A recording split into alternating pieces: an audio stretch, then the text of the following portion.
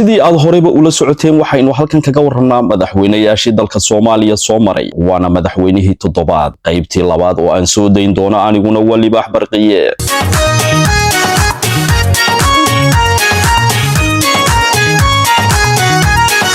aynu ka sii ambaqaadna haddaba halkii aynu maraysay xilkaas ayuu hayay ilaa 20kii bishii August ee sanadkii 2012 markaas oo uu ku wareejiyay Xasan Sheekh Maxamuud dawladii uu madaxweynaha ka ahaa Sheekh Shariif waxa uu muddadii dhowrka sano ahayd ee ay jirtay soo maray dhowr ra'iisul wasaare oo uu ka mid ahaa Maxamed Cabdullaahi Farmaajo oo xilkaas ku waayay khilaaf ka dhex jiray dawladda ayaa markii dambe kursiga madaxweynaha ka bedelay Xasan Sheekh Maxamuud oo xilka kala wareegay Sheekh Shariif 2017 markii labaad ayuu isku soo taagay madaxweyne Sheekh Shariif hase yeeshee kumuusan guuleysan doorashadii madaxweynenimo ee ka dhacday Soomaaliya inkastoo uu ka mid ahaa musharaxiintii ugu cadcada tan iyo markii uu Sheekh Shariif ka degay xilka madaxweynaha ee Soomaaliya waxa uu ka mid ahaa hogaamiyayaasha mucaaradka ee ugu saameynta badan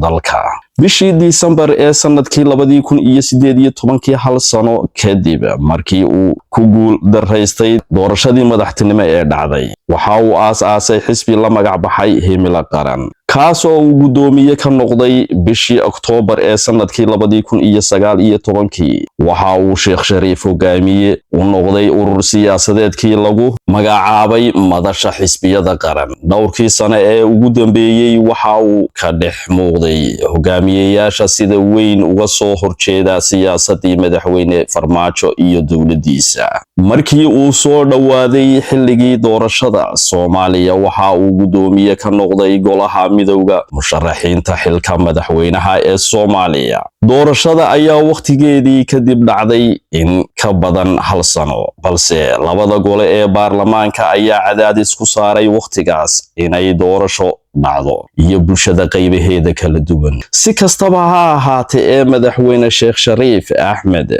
waxa uu ka mid ahaa musharaxiinta ugu cadcad ee ka qayb galaya doorashada laakiin waxa uu loolan kala kulmay siyaasiyiin kale oo mug weyn ku yeeshay kursiga oo uu hanqaltaagay inkasta oo uu ku hungoobay doorashadii saddexaad ee uu ka qayb galay haddana wali muusan handhigin waxaana uu isku diyaarinayaa marka afraad halkaas ayaynu ku soo afmeeraynaa madaxweynihii toddobaad ee dalka Soomaaliya Sheekh Shariif Sheekh Axmed